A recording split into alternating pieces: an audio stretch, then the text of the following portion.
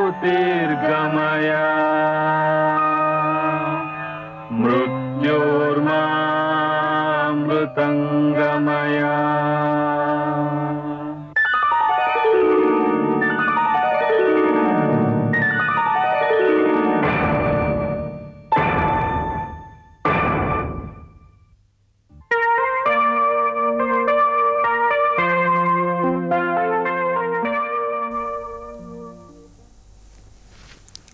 Hi students, welcome back to the next session. Today we are going to discuss the new topic that is called as ratio and proportion.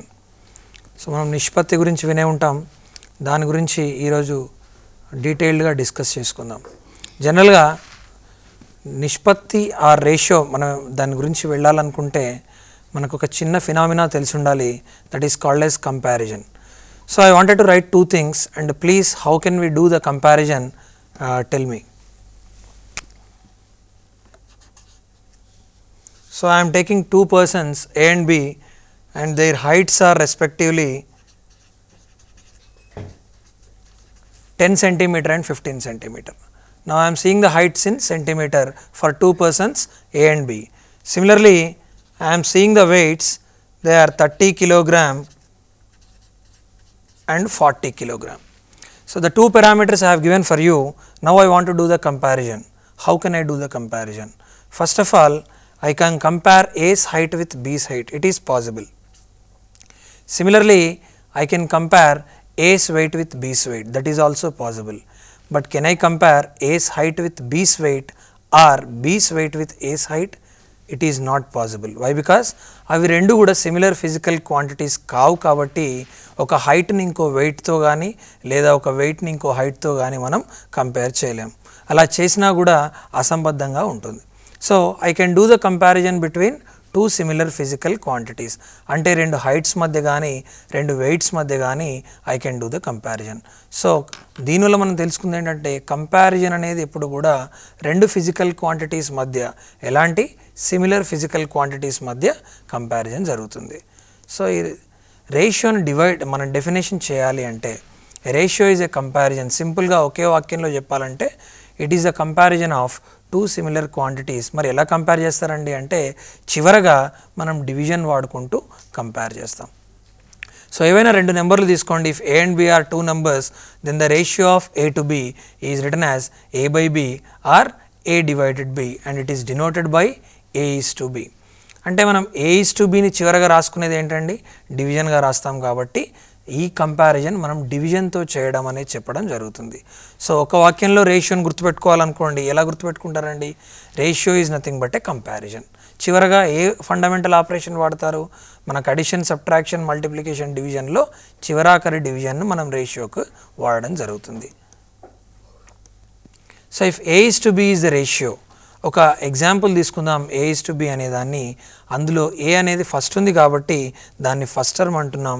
Mathematical are technical name చూసుకున్నట్టయితే దాన్ని antecedent అని పిలవడం కూడా జరుగుతుంది. B అనేది second term, second ఉంటుంది కాబట్టి second term అంటున్నాం.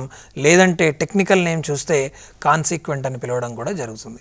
సో ఇక్కడ ఒక ఎగ్జాంపుల్ తీసుకుందాం. 2:3 అనేది ఒక రేషియో అయినట్టయితే 2 is called as the first term are antecedent. First term అని పిలవచ్చు, యాంటిసిడెంట్ అని కూడా పిలవచ్చు. అదే 3 అని అయితే సెకండ్ టర్మ్ ఆర్ కాన్సిక్వెంట్. అయితే మనకు పరీక్షలలో ఎలా అడుగుతాడు అంటే if the antecedent of the first ratio is twice to the consequent of the second ratio అంటాడు. అంటే ఆ సందర్భంలో మనకు యాంటిసిడెంట్ అనేది ఫస్ట్ టర్మ్ లేదా కాన్సిక్వెంట్ అనేది సెకండ్ టర్మ్ అని తెలియనట్టయితే మనకు సందేహం ఎదురయ్యే అవకాశం ఉంది. ఇప్పుడు మీకు ఒక చిన్న అనుమానం వచ్చింది, sir A is to B అనేది రెండే టర్మ్స్ ఉన్నాయి కాబట్టి యాంటిసిడెంట్ కాన్సిక్వెంట్ అని చెప్తున్నారు. ఫర్ ఎగ్జాంపుల్ నా రేషియో కనుక A is to B is to C ఇలా రేషియో ఉన్నట్టయితే అప్పుడు A అనేది ఫస్ట్ టర్మ్ ఆటోమేటిక్గా ఉంటుంది, B అనేది సెకండ్ టర్మ్ ఉంటుంది. మరి Cని ఏమంటాం సార్, Cని థర్డ్ టర్మ్ అనే అనాలి. దానికి స్పెషల్ నేమ్స్ ఏమి పెట్టకండి, ఎందుకంటే only first and second terms have the technical names called as antecedent and consequent. So please remember, from third term onwards simply it is called as third term in any ratio. So general properties of ratio చూద్దాం. అసలు జనరల్గా ఎగ్జామినేషన్లో ఏ properties focus చేస్తాడో చూద్దాం. So duplicate ratio first of all చూసినట్టయితే if A is to B is a given ratio, అందరికీ square చేయడం వచ్చు కదండి. సో సింపుల్గా ఇచ్చిన నెంబర్స్ని స్క్వేర్ చేసినట్టయితే we can get the duplicate ratio. So ఏవైతే A is to B రేషియోని ఇచ్చినట్టయితే మిమ్మల్ని డూప్లికేట్ రేషియో ఫైండ్ అవుట్ చేయమన్నప్పుడు సింపుల్గా you have to find A square is to B square. అలాగే ట్రిప్లికేట్ రేషియోని ఊహించండి. ఎలా అయితే A square is to B square ఉందో ట్రిప్లికేట్ రేషియో వచ్చేసి A cube is to B cube ఉంటుంది. సో దీనికి ఎగ్జాక్ట్గా కన్వర్స్ మనం వెళ్ళినట్టయితే సబ్ డూప్లికేట్ రేషియో ఎలా ఉంటుంది? సార్ డూప్లికేట్ రేషియో చెప్పారు, ట్రిప్లికేట్ రేషియో అన్నారు, క్వాడ్రూప్లికేట్ రేషియో కూడా ఉంటుందా? ఉంటుంది. సో అట్లా మీరు ఎన్నిటి వరకైనా రాసుకోవచ్చు, కానీ ఎగ్జామినేషన్లో రిస్ట్రిక్ట్ మాత్రం ట్రిప్లికేట్ రేషియో వరకు అడగడం జరుగుతుంది. సో సబ్ డూప్లికేట్ రేషియో అంటే ఏంటి? డూప్లికేట్లో ఏం చేశారు మీరు? స్క్వేర్స్ కనుక్కున్నారు, A square is to B square. కానీ సబ్ డూప్లికేట్ రేషియోలో దానికి కాన్వర్స్ అంటే స్క్వేర్ రూట్స్ కనుక్కోవడం జరుగుతుంది. So square root of A is to square root of B is nothing but the sub duplicate ratio of A is to B. So ఈ వీటి మీద కూడా మనకు ఈ ప్రాపర్టీస్ మీద ఒక 1 నుంచి 2 మార్క్స్ అడగడం జరుగుతుంది ప్రతి క్లరికల్లో ఆర్ ప్రతి PO ఎగ్జామినేషన్లో. సబ్ ట్రిప్లికేట్ రేషియో అంటే ఏంటి? So if A is to B is the given ratio, then its sub triplicate ratio is cube root of A is to cube root of B. అలా sub క్వాడ్రూప్లికేట్ ratio ఉంటే 4th root of A is to 4th root of B. ఒక fundamental concept కనుక మనకు తెలిసినట్టయితే you can write up to n number of plicate ratios. So sub triplicate ratio అయిన తర్వాత చిన్నది ఇంకొకటి inverse or reciprocal ratio. General meaning ఏంటంటే inverse అంటే తిప్పి రాయడము, అంటే A by B ఉంటే B by A రాయడం. Same concept will be applicable in the property of inverse or reciprocal ratio. A is to B అనేది కనుక జనరల్ రేషియో మీరు తీసుకున్నట్టయితే దాని inverse ratio B is to A, అంటే just change the places of antecedent and consequent. అన్నిటికన్నా important and confusion ratio. Compound ratio అంటే ఏంటి? ఇప్పటి వరకు ఇంతకుముందు ఎగ్జాంపుల్స్లో మనం డీల్ చేసినవన్నీ కూడా సింగిల్ రేషియోతో ఉన్నాయి. వెరాజ్ ఇన్ కాంపౌండ్ రేషియో కనుక మనం వస్తే 2 రేషియోస్ తీసుకోవడం జరుగుతుంది. So if A is to B and C is to D, ఒకవేళ కనుక 2 రేషియోలు ఉన్నట్టయితే ఇప్పుడు మీకు ఇంతకుముందు చెప్పాను యాంటిసిడెంట్స్ అంటే గుర్తుపడతారు మీరు. ఇందులో యాంటిసిడెంట్స్ ఏంటివి? AC is to కాన్సిక్వెంట్స్ BD. ఆ రెండింటిని కనుక రేషియో కట్టినట్టయితే then it is called as the compound ratio of the given ratios. అంటే కాంపౌండ్, ఇప్పుడు మీకు ఒక డౌట్ ఏంటి వస్తుందంటే సార్ కాంపౌండ్ రేషియో అనేది 2 రేషియోలకే ఫైండ్ అవుట్ చేస్తుందండి? లేదండి, అది అపోహ మాత్రమే. మీరు ఎన్ని నెంబర్ ఆఫ్ రేషియోస్ తీసుకున్నప్పటికీ కూడా you can find the compound ratio. So simply you make a note, compound ratio can be found for any number of ratio. It is not restricted for a 2 ratios. ఓకేనండి, ratio అయిపోయింది. Compulsory ratio అని చదవగానే ప్రతి పుస్తకంలో every book it consist of the tile which is called as proportion. Proportion అంటే ఏంటి? ఒక 2 examples మనం రాసి చూపిద్దాం.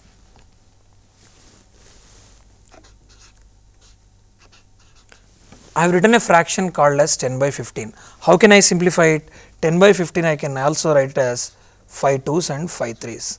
వెరాస్ ఎప్పుడు కానీ 10 అనేది 2కి ఈక్వల్గా ఉంటుందా అండి? మ్యాథమెటిక్స్లో ఒక 2 నెంబర్లు ఈక్వల్ అయిన సందర్భం ఎప్పుడు లేదు. సిమిలర్గా 15 అనేది కూడా 3కి ఈక్వల్గా ఉండదు. కానీ when I'm dividing automatically I'm making them equal. అంటే 10 by 15 ఈక్వల్ టు 2 by 3 మనం రాయొచ్చు. But 10 15 are never be equal to 2 and 3. So దీన్ని నాకు ఒక డివిజన్ ఫామ్ని రేషియోగా రాసుకోవచ్చు. కాబట్టి I can write 10:15 equal to 2:3. చూడండి, ఇక్కడ కూడా is2 అనే ఒక చిన్న లింక్ పెట్టబట్టి the ratios are becoming equal. అలా ఎప్పుడైనా 2 రేషియోస్ కనుక ఈక్వల్గా ఉంటే వాటిని, అంటే ఆ టర్మ్స్ని మనం ప్రపోర్షన్లో ఉన్నవని చెప్పగలుగుతాం. So in a single sentence we can define the proportion as the equality of 2 ratios. A 2 ratios కానీ ఈక్వల్గా ఉన్నట్టు మిమ్మల్ని ఇలా కూడా చెక్ చేయొచ్చు. ఎలా 4-5 రేషియోస్ ఇచ్చి ఈ రేషియోస్ ప్రపోర్షన్లో ఉన్నావా లేదా అని అడుగుతాడు. అంటే మీకు ఏం తెలవాలండి? First of all you compare the 2 ratios. When the 2 ratios are becoming equal, automatically they will be in proportion. Important note తీసుకోండి, A by B equal to C by D, అంటే A is to B equal to C is to D అని మనం మాట్లాడుకున్నాం. కాబట్టి అప్పుడు ఈ 2 ratios ఆ 2 fractions కనుక ఈక్వల్గా ఉంటే దాంట్లోని టర్మ్స్ ఇంతకుముందు చెప్పుకున్నట్టు ప్రతి ఒక్క పదాన్ని ప్రతి ఒక్క లెటర్ని మనం టర్మ్గా విభజించడం జరుగుతుంది. అంటే A comma B comma C and D 4 కూడా ప్రపోర్షన్లో ఉన్నవి అని చెప్పడం జరుగుతుంది. ఎప్పుడండి రెండు రేషియోస్ కనుక ఈక్వల్గా ఉన్నట్టయితే. సో దాన్ని మనం సింబాలిక్గా ఎలా రిప్రజెంట్ చేస్తాం? రేషియో అన్నట్టయితే 2 చుక్కలు పెట్టి రిప్రజెంట్ చేస్తాం. ప్రపోర్షన్ అయితే అలాంటి 2 చుక్కలు 2 సార్లు పెట్టి రిప్రజెంట్ చేస్తాం. We will represent the colon 2 times for making or for indicating the proportion. So simply we write it as A is to B double colon C is to D and we read it as A is to B as ఎలా అయితే as అంటే C is to D. అంటే proportion అని చెప్పుకున్నప్పుడు తప్పకుండా మీరు గుర్తుపెట్టుకోవాల్సిన అంశం ఏంటంటే ఏ 2 రేషియోస్ కానీ ఈక్వల్గా ఉంటే వాటిని మనం ప్రపోర్షన్ అని చెప్పడం జరుగుతుంది. సో రేషియో ప్రపోర్షన్కి సంబంధించి మనం బేసిక్ కాన్సెప్ట్స్ ఏంటి, టర్మినాలజీస్ ఏంటి అనేది కూడా మనం ఇంపార్టెంట్గా ఫోకస్ చేయడం జరుగుతుంది. ఒకవేళ సార్ మీరు ప్రపోర్షన్ చెప్పారు, ఏ ఇస్ టు బి 2 కోలన్ అంటే 2 ప్రపోర్షన్ సింబల్ పెట్టి సి ఇస్ టు డి అని రాస్తే ఇందులో ఫస్ట్ లాస్ట్ ఏమున్నాయండి? ఆద్యంతాలు మనం చెప్పుకోదలుచుకుంటే ఫస్ట్ లాస్ట్ ఏడి ఉన్నాయి. ఏడిని ఎక్స్ట్రీమ్స్ అని పిలవడం జరుగుతుంది. అలాగే మధ్యలో ఉన్న రెండింటిని బి కామా సి ఆ రెండింటిని కూడా మీన్స్ అని చెప్పడం జరుగుతుంది. ఇప్పుడు A by B equal to C by D అని నేను రాసినప్పుడు ఆటోమేటిక్గా క్రాస్ మల్టిప్లికేషన్ చేస్తే ఏడి ఈక్వల్ టు బీసీ వచ్చిందా లేదా అండి? సో ఏడి అనే వాటిని మనం ఏమన్నామండి? ఎక్స్ట్రీమ్స్ అన్నాం. బీసీ అనే వాటిని మీన్స్ అన్నాం. కాబట్టి ఈ 4 quantities are in proportion, then I can write it as product of means equal to product of extremes. So next property కనుక చూసినట్టయితే 3/2 ఈక్వల్ టు 6/4 చెప్పాను ఇంతకుముందే. 2 రేషియోస్ని మనం ఈక్వల్గా రాయాలంటే నంబర్స్ సేమ్ లేకున్నా simplification must be same. So we write it as 3:2 proportion 6:4. అప్పుడు మనం ఏం చెప్పాలండి? ఈ 4 టర్మ్స్ ఏవైతే 4 మనం తీసుకున్నామో 3, 2, 6 and 4 ఆర్ ఇన్ ప్రపోర్షన్. ఇందులో కూడా ఇంతకుముందు మనం మాట్లాడుకున్నట్టు 3 and 4 ఆర్ ఎక్స్ట్రీమ్స్, ఎందుకంటే అవి ముందు చివర 2 ఉన్నాయి. అండ్ దాని ప్రోడక్ట్ కనుక చూసుకుంటే 3 4s are 12. అలాగే మీన్స్ కనుక చూసుకున్నట్టయితే 2 and 6 ఆ రెండింటి ప్రోడక్ట్ కనుక చూస్తే 12. అంటే ఇక్కడ కూడా మనకు product of means equal to product of extremes అయిందా అండి? సో తప్పకుండా మనం గుర్తించాల్సిన అంశం, మీరు నోట్ చేసుకోవాల్సిన అంశం ఏంటంటే product of means equal to product of extremes. So దీని మీద కూడా మనకు 1 నుంచి 2 మార్కులు కవర్ అయ్యే అవకాశం ఉంది. నెక్స్ట్ 4th ప్రపోర్షనల్ని చాలా వరకు అడగడం జరుగుతుంది. 4th ప్రపోర్షనల్ కావాలంటే ప్రపోర్షనల్లో మనకు ఇంపార్టెంట్ ప్రాపర్టీ ఇదే. A is to B colon కనుక సి ఇస్ టు డి అయితే, అంటే మనం A comma B comma C comma D 4 కనుక ప్రపోర్షన్లో ఉన్నట్టయితే చివరాఖరగా ఉన్నది. So whatever that last extreme is called as the 4th proportion of remaining 3 terms అంటే ఏబిసి. సో కాబట్టి మనం సింపుల్గా A by B equal to C by D అని రాయొచ్చు. దాన్నే డెడ్యూస్ చేసినట్టయితే D equal to B into C by ఏగా రావడం జరుగుతుంది. అంటే ఏ 4 టర్మ్స్ అయినా ప్రపోర్షన్లో ఉన్నట్టయితే 4వ టర్మ్ డి అనేది మిగిలిన 3 టర్మ్స్కి కూడా ప్రపోర్షన్గా ఉండడం జరుగుతుంది. దీని మీద కూడా గత 2 సార్లు క్లరికల్ ఎగ్జామినేషన్స్లో క్వశ్చన్ అడగడం జరిగింది. సో 4th ప్రపోర్షన్ అంటే ఏమీ లేదండి, 4వ టర్మ్ని సింప్లిఫై చేస్తే సరిపోతుంది. Next 3rd proportional. Sir 4th proportional చెప్పారు, 3rd ప్రపోర్షనల్ అంటే ఏంటి? 3rd ప్రపోర్షన్లో మనం మెయిన్గా గుర్తుపెట్టుకోవాల్సింది 2nd term and 3rd term. 2nd term and 3rd term కనుక ఈక్వల్గా ఉంటే, సేమ్ ఉన్నట్టయితే 4th టర్మ్ ఏదైనా ఉండనండి, మనకు సంబంధం లేదు. కానీ 2nd టర్మ్ కనుక కామన్గా ఉన్నట్టయితే, ఇక్కడ చూడండి ఏ ఇస్ టు బి అన్నాను, మళ్ళీ బి ఇస్ టు ఎక్స్ అన్నాను, అంటే 2nd అండ్ టర్మ్ సేమ్ ఉన్నాయి కదండి. సో ఆటోమేటికల్గా 4th టర్మ్ ఏదైతే ఉంటుందో దాన్ని 3rd proportional of A comma B అంటాం. So whatever if you solve X equal to immediately you can get the 3rd proportional. But whereas in the 4th proportional each 4 are different terms and you may find easily what is the value of D. But whereas in 3rd proportional, 2nd and 3rd both will be same terms. Remember this. And very important point to be noted is the mean proportional.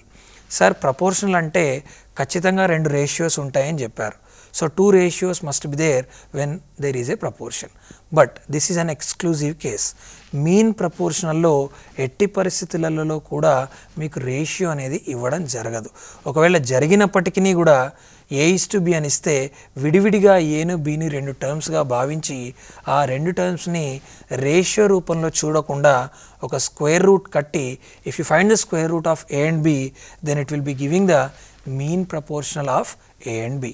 So mean proportional ఇక్కడ proportional అంటే మీకు 2 ratios ఇందులో మాత్రం ఇవ్వడం జరగదు. So clearly if A, B are 2 terms then mean proportional equal to root of A into B. ఇంకొన్ని చాలా important formulas ఉన్నాయి. అవి మనం చైల్డ్హుడ్లో ఎన్నో చూసుంటాం. జస్ట్ మనం రీకాల్ చేసుకోవడమే మన ముందున్న తక్షణ కర్తవ్యం. ఏంటండి, ఇంతకుముందు ప్రపోర్షన్ అంటే చెప్పాము 2 ratios must be equal అని. ఇక్కడ కూడా A:B ఈక్వల్ టు C:D అంటే A/B, దాన్నే వేరే టర్మ్లో తీసుకున్నాం A/B ఈక్వల్ టు C/D అని. అప్పుడు 2 రేషియోస్ కనుక ఈక్వల్గా ఉన్నట్టయితే కాంపోనెంటో రూల్ చూసినట్టయితే A+B/B ఈక్వల్ టు C+D/D. దీన్ని ఒక చిన్న ఉదాహరణతోని నేను మీకు ప్రూఫ్ చేసి చూపిస్తాను. ఫర్ ఎగ్జాంపుల్ 10/15 ఉంది, దీన్ని 2/3 అని రాసుకోవచ్చు. ఇందులో ఫస్ట్ నాకు డినామినేటర్ ఏముందండి 15 ఉంది, సెకండ్ డినామినేటర్ 3 ఉంది. ఆ 2 డినామినేటర్స్ని కూడా మీరు న్యూమరేటర్స్కి యాడ్ చేసి తదనంతరం వచ్చే రిజల్ట్ని చూడండి. Please add the denominator to the numerator and see the result what will be coming. So ఇక్కడ డినామినేటర్ని యాడ్ చేస్తున్నాను.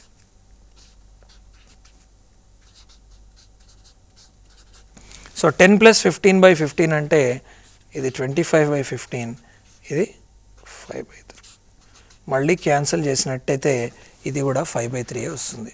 అంటే 5/3 అనేది 5/3 ఈక్వలే కదండి. కానీ ఇది ఎప్పుడు పాసిబుల్ అవుతుంది మనకు when the 2 ratios are equal or when the 4 terms are in proportion. ఒకవేళ ఈక్వల్ కాదనుకోండి, ఎట్టి పరిస్థితులలో ఇలా డినామినేటర్ యాడ్ చేస్తే మీకు ఈక్వల్గా రావు. So this rule is called as, when you are adding the rule is to be called as componendo rule, and the same thing when you subtract. ఇక్కడ నేను యాడ్ చేసి చూపించాను, మీరు అక్కడ సబ్ట్రాక్షన్ చేసి చూడండి, అక్కడ కూడా మీకు వాల్యూ సేమ్ వస్తుంది. But when you subtract it is called as dividendo rule. కానీ componendo and dividendo rule are strictly applicable for when 2 ratios are equal. 2 ratios equal కానప్పుడు ఎట్టి పరిస్థితుల్లోనూ ఈ రూల్ అప్లై చేయబడదు.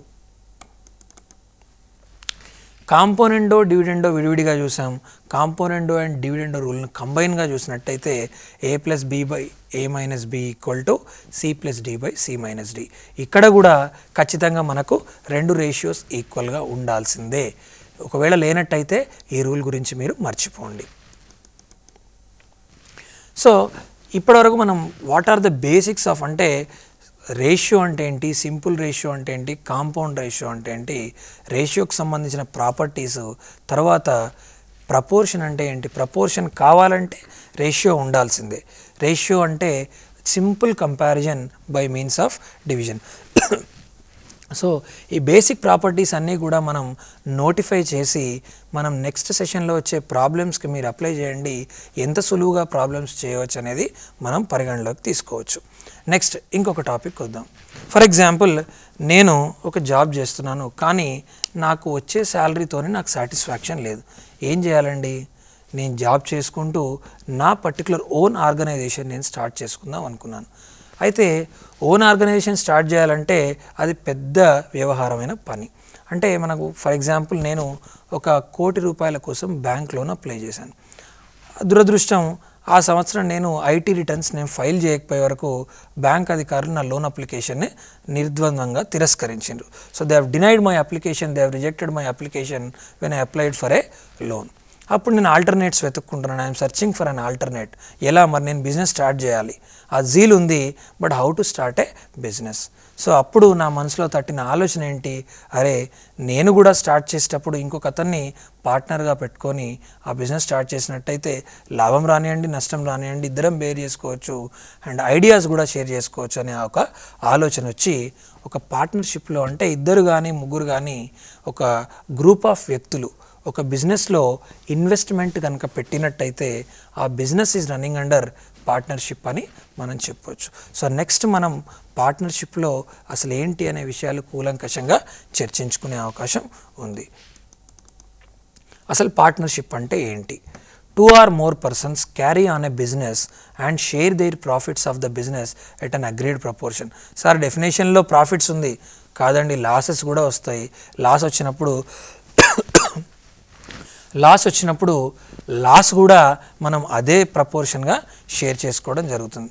సో ఏదైతే ఇద్దరు కానీ ముగ్గురు కానీ ఎక్కువ మంది కానీ ఎంతమంది అయినా ఉండండి ఒక బిజినెస్లో కనుక ఎంటర్ అయితే దాన్ని మనం పార్ట్నర్షిప్ బిజినెస్ అంటాం.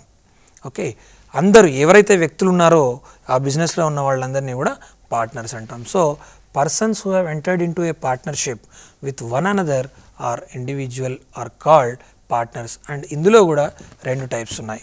దాని ముందు ఒక చిన్న ఉదాహరణ చెప్తాను. నేను పార్ట్నర్షిప్ బిజినెస్ స్టార్ట్ చేసినప్పుడు ఉదాహరణకు మీలో ఒకరు నాతో పార్ట్నర్గా జతకట్టినప్పుడు నేనంటా మీతోని, బాబు నాకు ఆఫీస్లో చాలా వర్క్ ఉంటుంది, నేను ఇన్వెస్ట్మెంట్ మాత్రమే చేయగలుగుతా, తదనంతరం ఏడాది తర్వాత వస్తా, అప్పుడు నాకు లాభం వస్తే నాకు పంచండి, నష్టం వస్తే భరిస్తా అని సింపుల్గా వెళ్ళిపోతే రెండో పార్ట్నర్ ఊరుకుంటాడా అండి? లేదు, నేను కూడా నీ అంతే ఇన్వెస్ట్ చేస్తున్నాను, నేను కూడా నీ అంతే టైం పీరియడ్ స్పెండ్ చేస్తున్నాను, మరి నేను ఎందుకు ఎక్స్ట్రా వర్క్ చేయాలి? ఎక్స్ట్రా వర్క్ నేను చేసినట్టయితే దానికి నాకు ఎక్స్ట్రా పేమెంట్ చేయండి. If I do the extra work rather than you, so I need some extra amount as my salary అని డిమాండ్ చేసే సందర్భం జరుగుతుంది. అలాంటి సందర్భాల్లో తప్పకుండా other partner has to accept the proposal. లేనట్టయితే పార్ట్నర్షిప్ అనేది విచ్ఛిన్నం కావడం జరుగుతుంది. So partnership will be automatically breaking at the time if the other person is not accepting. So ఒకవేళ అలాంటి సందర్భమే వచ్చి ఆ పార్ట్నర్స్నే కనుక చూసినట్టయితే ఎవరైతే బిజినెస్లో యాక్టివ్గా ఉండరో అతన్ని మనం స్లీపింగ్ పార్ట్నర్ అంటాం. సింపుల్గా a person who invest the capital in the business but does not actively participate in the business is called sleeping partner. ఎవరైతే ఇన్వెస్ట్మెంట్ చేస్తూ యాక్టివ్గా పార్టిసిపేట్ చేస్తారో అతన్ని మనం యాక్టివ్ పార్ట్నర్ ఆర్ వర్కింగ్ పార్ట్నర్గా పిలవడం జరుగుతుంది. A person who takes part in running the business besides investing the capital is called working partner. అంటే ఇతను 2 విధాలుగా కూడా లాభపడడం జరుగుతుంది. He gets the salary for his work or some % of profit in addition. అంటే 2 రకాలుగా తను పెట్టిన దానికి లాభం రావడం జరుగుతుంది, తను ఎక్స్ట్రా పని చేసిన దానికి శాలరీ కూడా రావడం జరుగుతుంది. నెక్స్ట్, పార్ట్నర్షిప్ ఎన్ని రకాలు? పార్ట్నర్షిప్ ఇందులో ఇంతకుముందు మనం రేషియో చూసాము, 2 రకాల రేషియోస్ చూసాము.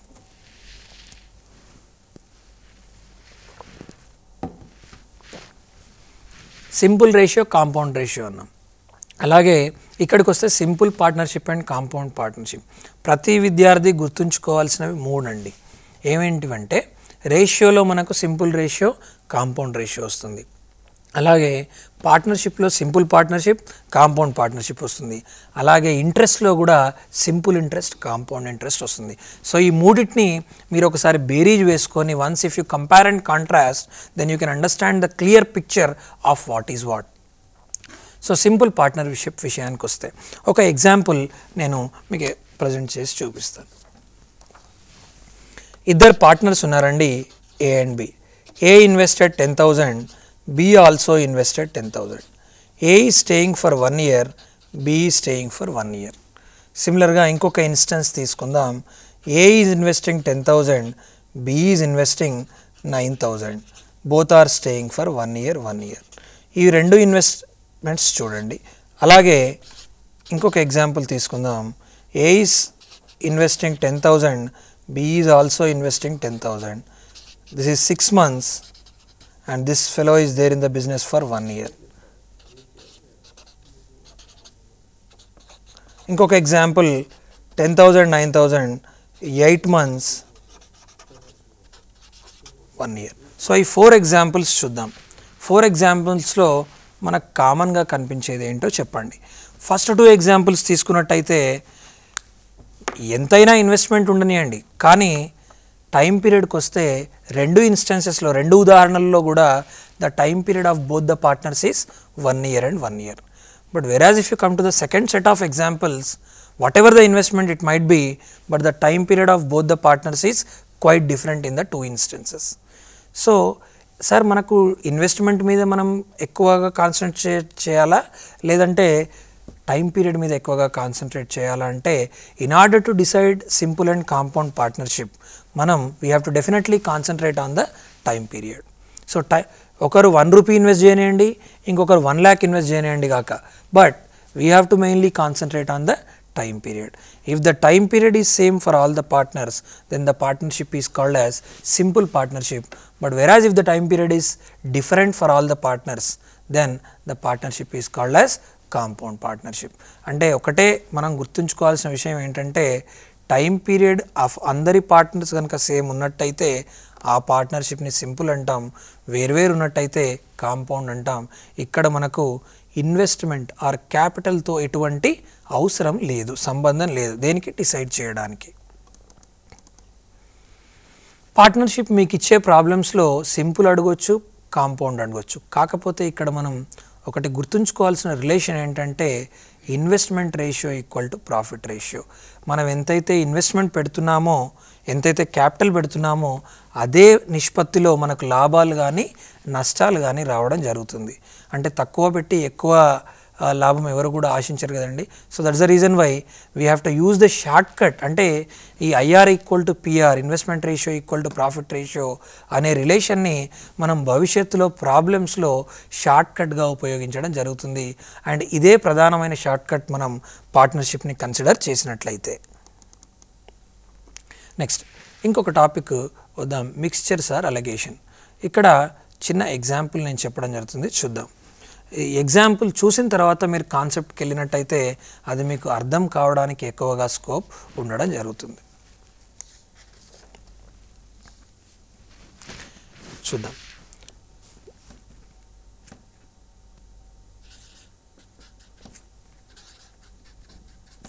రెండు క్వాలిటీస్ది టీ పౌడర్ నేను తీసుకున్నాను. టీ పౌడర్ కానీ షుగర్ మీకు ఇష్టం కదండి, షుగర్ తీసుకుందాం.